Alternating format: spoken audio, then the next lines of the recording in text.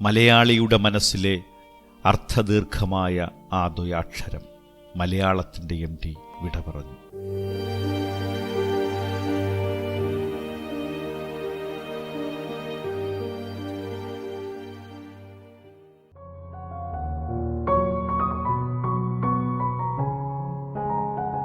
ഇതാണ് സൗഗന്ധികം. ചെറിയൊരു നീല താമരപ്പൂ നീട്ടിക്കാണിച്ചുകൊണ്ട് ദ്രൗപദി പറഞ്ഞു.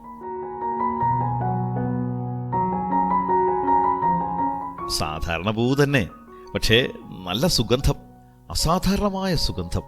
ഇതുമാത്രം വളരുന്നൊരു പൊയ്കയുണ്ടത്രേ അപ്പുറത്തെ കദളീവനത്തിന്റെ താഴെ.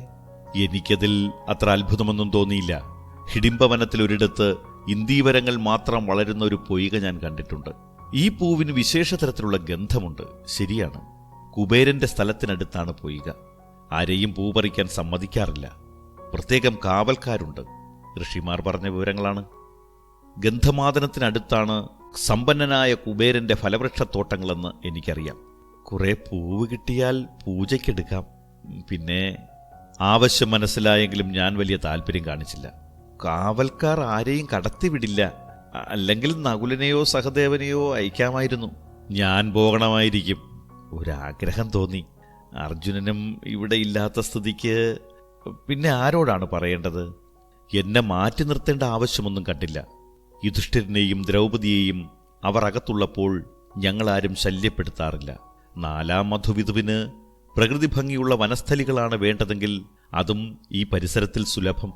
ഒരുപക്ഷേ ഇതൊരു സ്ത്രീയുടെ ഭ്രാന്തൻ സ്വപ്നം തേടിയുള്ള യാത്രയായിരിക്കും. എങ്കിലും ഞാൻ പറഞ്ഞു, ശരി, പോയി നോക്കട്ടെ. ഞാൻ നടന്നു.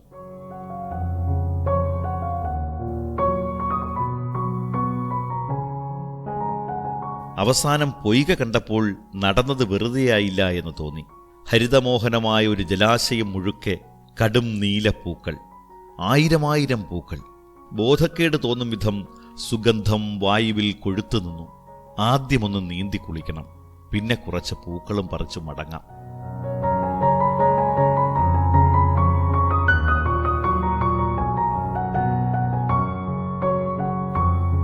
ഞാൻ ഒരു പിടി പൂക്കൾ പറിച്ചെടുത്തു.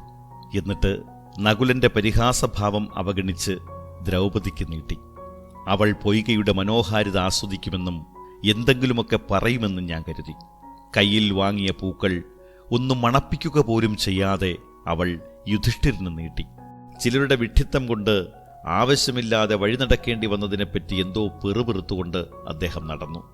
അവർ പോയപ്പോൾ ഘടോൽക്കജൻ എന്റെ കൽപ്പന കാത്തിട്ടെന്ന പോലെ നിന്നു. പിന്നെ ഞങ്ങളും നടക്കാൻ തുടങ്ങി.